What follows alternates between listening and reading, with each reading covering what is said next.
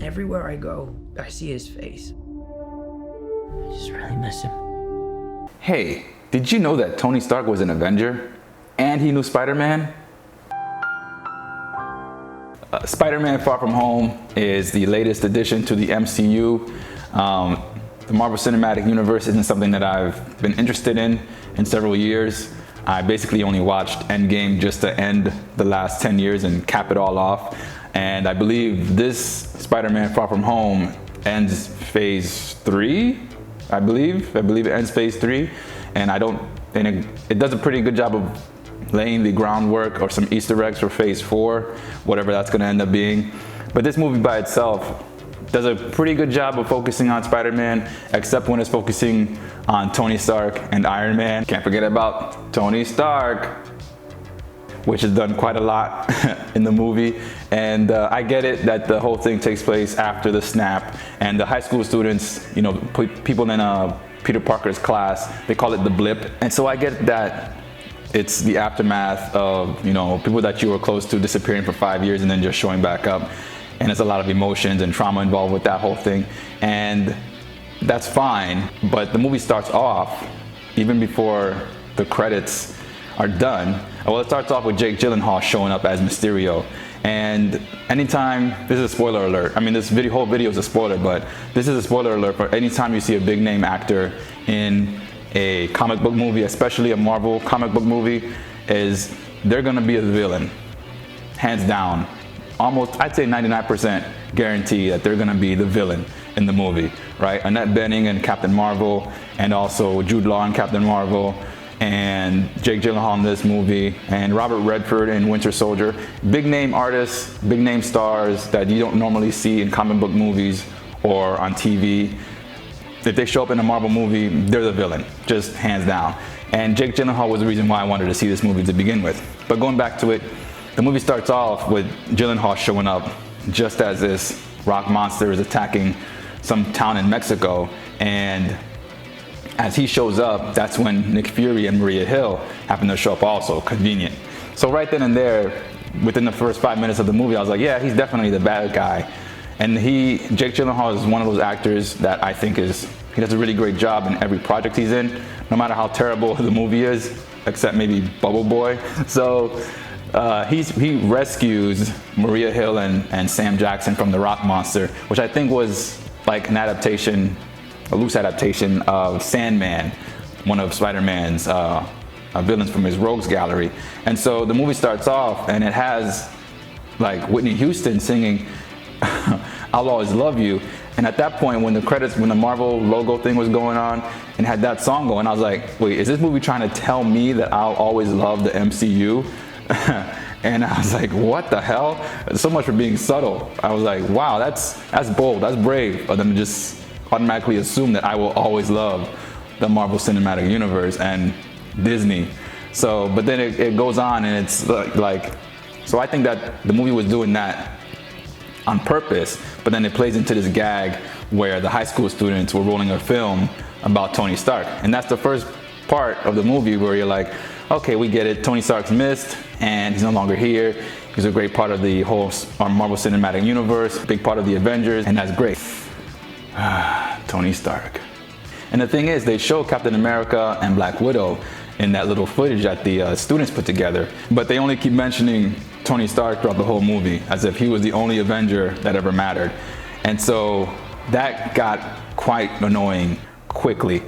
And so anyway, the first 20 to 30 minutes of the whole movie is just Peter Parker, and he's crushing on Zendaya, or Mary Jane in a sense, and his best friend, the kid whose name I don't remember, and they're going on this trip, and the locations that the movie chose to shoot in Europe were very picturesque. All of it was very well done, very nice cinematography. Nice to see that they didn't do everything green screen. They actually went to the Charles Bridge in Prague, and they were actually on London Bridge, or maybe they weren't, I don't know, but it looked like they were. So that's about the first 30 minutes of the movie, and then all of a sudden the water element, Hydro Man, which I think he was supposed to be modeled after, and he attacks, and Peter doesn't have his suit with him because he was kind of resisting being Spider-Man while he was on a trip because he needed a vacation. You know, far from home, far from stress, just far from it all. And so the Hydro Man attacks this Venetian city, Venice, and Peter has to swing into action, but he doesn't have his suit, so he puts on just a regular Venetian mask that they use for carnivals and stuff, and he goes into battle with the Hydro Man, and Mysterio shows up, and they both battle Hydro Man together. Okay, so Hydro Man's defeated, and you know, the movie kind of slows down from there. So after that fight is when Sam Jackson meets up with Peter and he takes him to meet Mysterio, and that whole story about the multiverse and the elementals goes down. And during that scene, which was kind of odd to me because Jake Gyllenhaal, I already know he's a bad guy, and everyone else probably already knew he's a bad guy, but he tells Nick Fury and Maria Hill and Peter Parker about, you know, I'm on my Earth and these elementals destroyed my Earth. But then there seemed to be no follow-up question from Nick Fury or Maria about, well, okay, your Earth was destroyed, how the hell did you get to this Earth? And no one seemed to ask that, which was kind of bizarre, knowing that Nick Fury is the most paranoid person on the planet. The movie even says this later on. But then he doesn't ask, okay, you're from another Earth, but how did you get here? And I don't remember if it was said in the movie or not, but that whole thing with the trailer talking about the snap, I don't remember Nick Fury saying that in the movie during that part, or any other part actually. It's basically just Jake Gyllenhaal says, these elementals attacked my Earth, they wiped out all the heroes, and I'm the last one to survive. And then Peter starts rambling on about multiverse theory, and then Jake Gyllenhaal's like, yeah, and I'm on this Earth now. And then they all move on with the plan to try to stop the elementals. So that stuck out to me, like, no one's gonna bother. So they already fought the Stone Dude in Mexico, and there was already the attack in Venice by the Hydro guy, and then Mysterio claims that he defeated the Air guy by himself. That one doesn't show up in the movie. And then the last one is the Fire one, which is the one that supposedly destroyed Mysterio's planet by becoming so large that it tapped into the Earth's core and it blew it apart. So Spider-Man's like, yeah, I don't want to be a part of this, and I'm on vacation, leave me the hell alone. So Sam Jackson's like, yeah, okay, I get it. You want to be a kid still? Fine, no problem. And so what he does is hijacks the vacation itinerary, and he forces the high school kids and their teacher chaperones to be, you know, like given these gifts and awarded like hotel stays and stuff. And they end up, instead of going to Paris where they were supposed to go from Venice, they end up going to Prague to fight this monster. Peter is forced to go to Prague in order to fight this elemental, and they create a plan with Mysterio in order to beat the fire demon guy.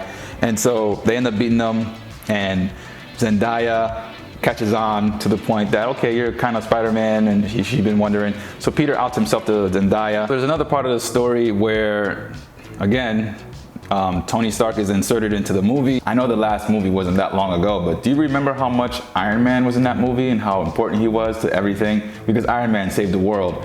Don't want you to forget that.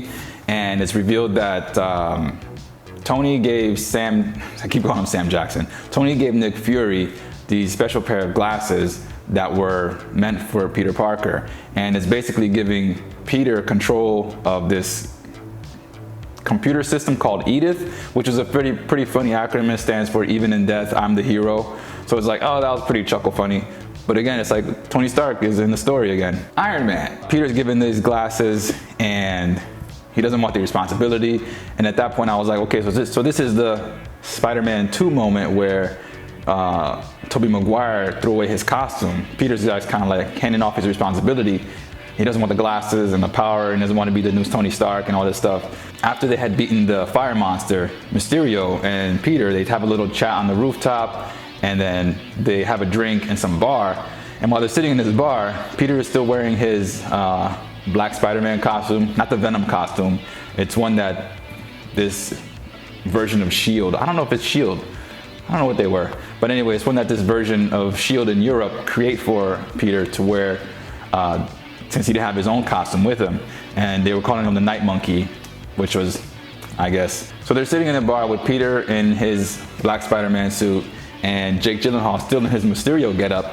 And I'm just looking around at this bar while they're chit-chatting. I'm like, no one notices this guy just sitting with his outfit on, with his neon lights on, and this other guy just sitting in his black tactical gear, no one around at all. And at that point I was like, okay, so this is when the movie's gonna turn and show that Mysterio was a bad guy. And I thought that it was gonna be an illusion. The whole thing was gonna be an illusion. It was just gonna be him and Peter. But it turned out he had partners in the bar working with him to deceive Peter.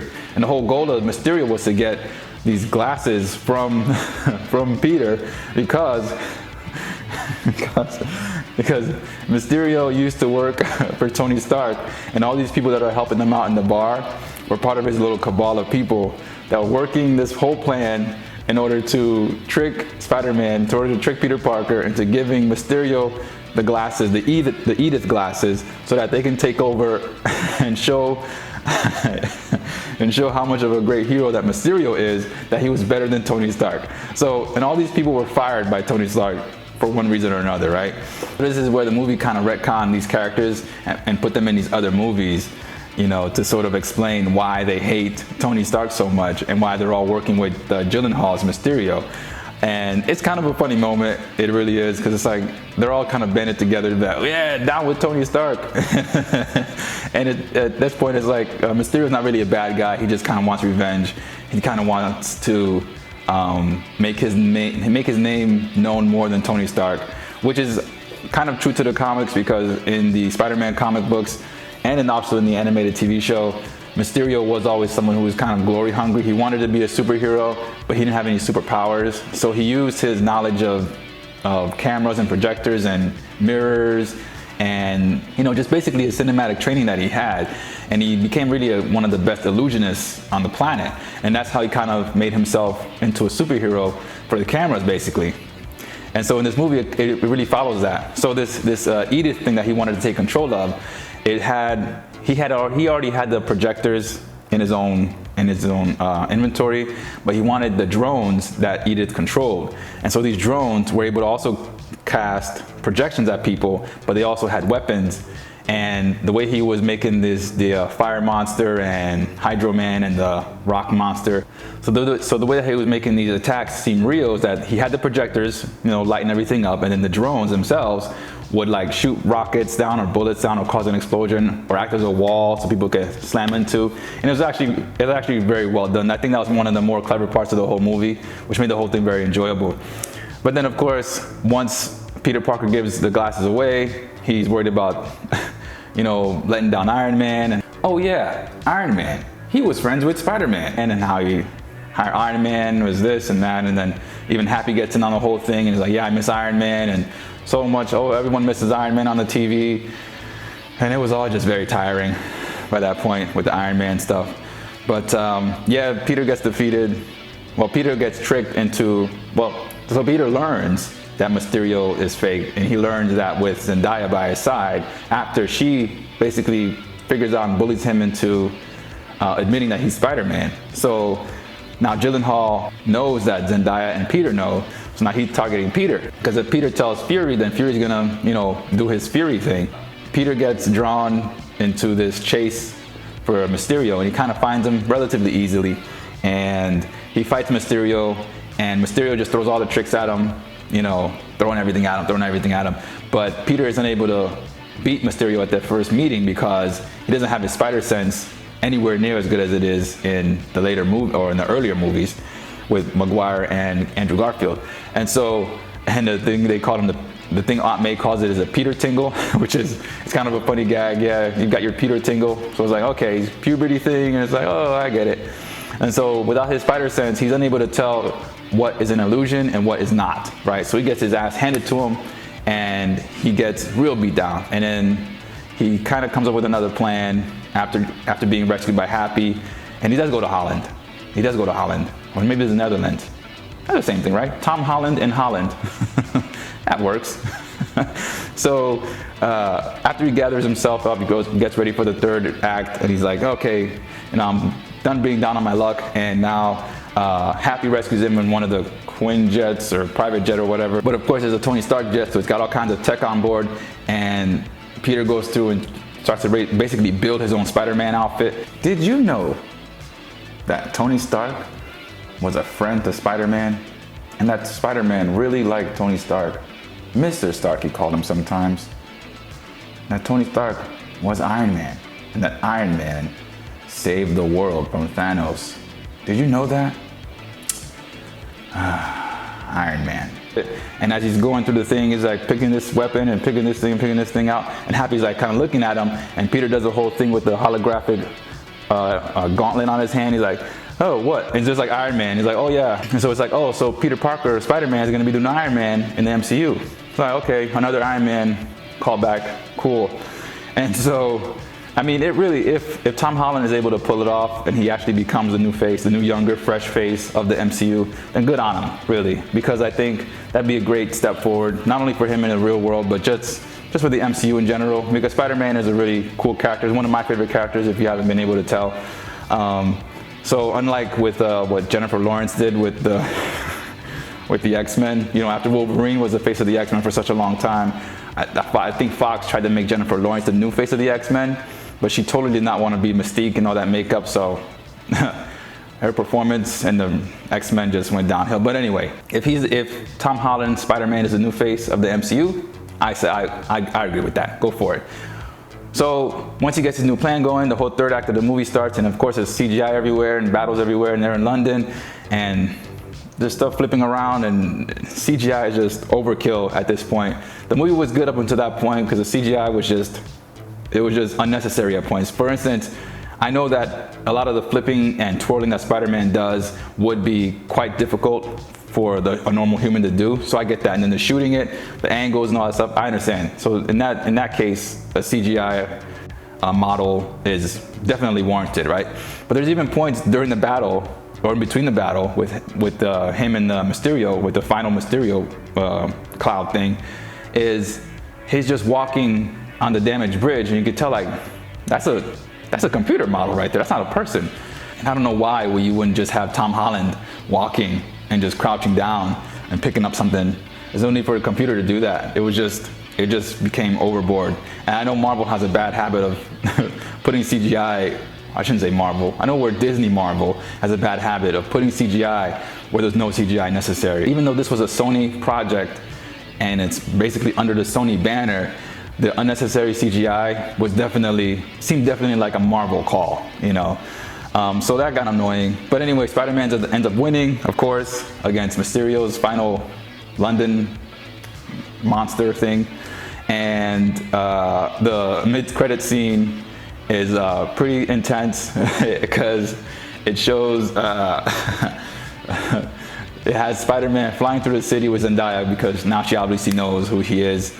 And she's screaming like I imagine anyone would be screaming for their life, you know, as you're swinging, basically hanging on to this kid's neck, and he's flying through the city and just doing all kinds of barrel rolls and stuff through the air. So she's screaming, and then he finally lets her land, and then there's a news thing going up in New York. I guess they're in Times Square, just some big screen TV or whatever, and it's, lo and behold, it's J. Jonah Jameson. And I was like, what the hell?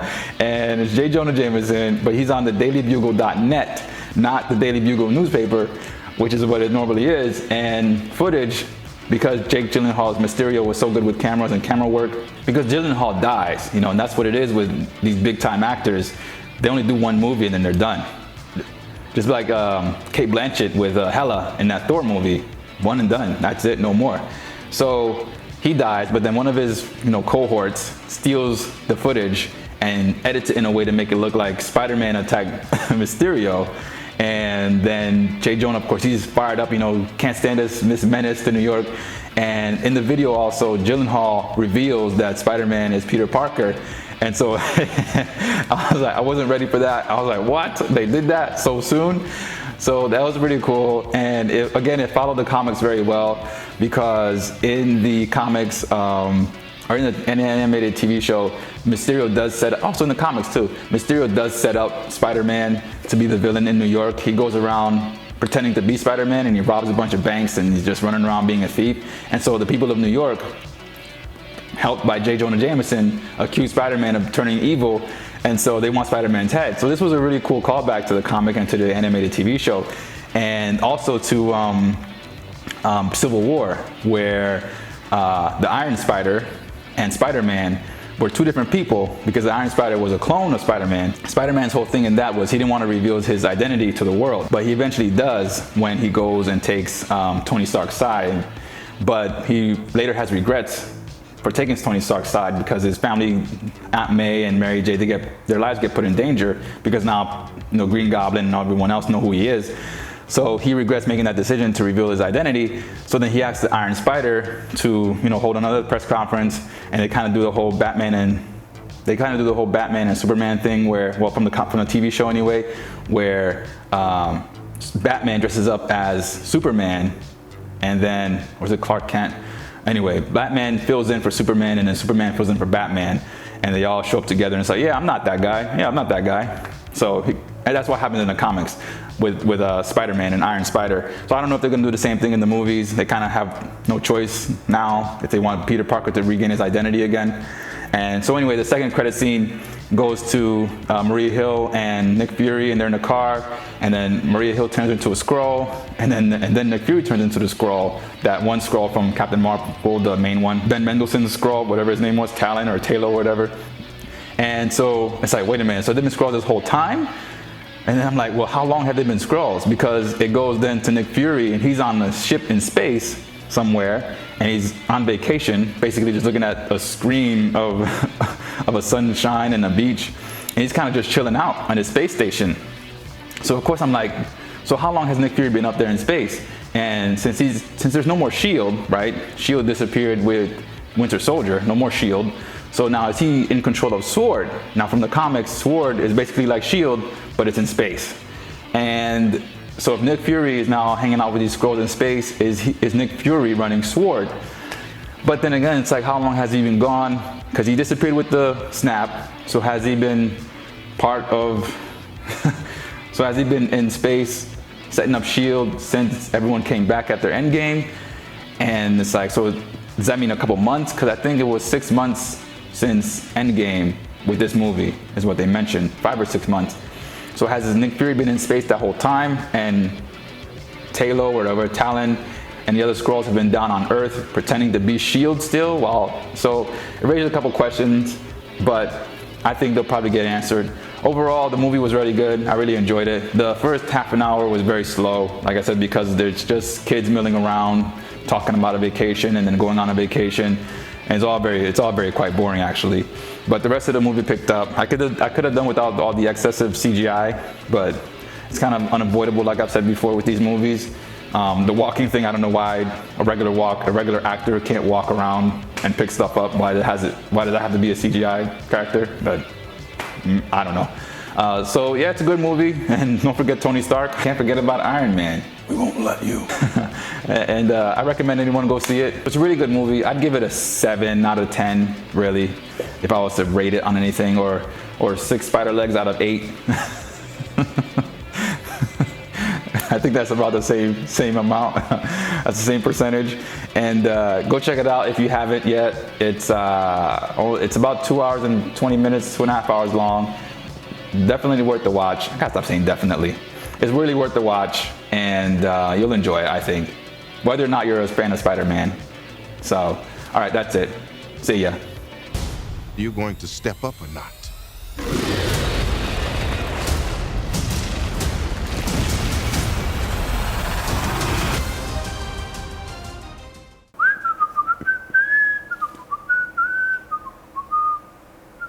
Oh yeah, Iron Man.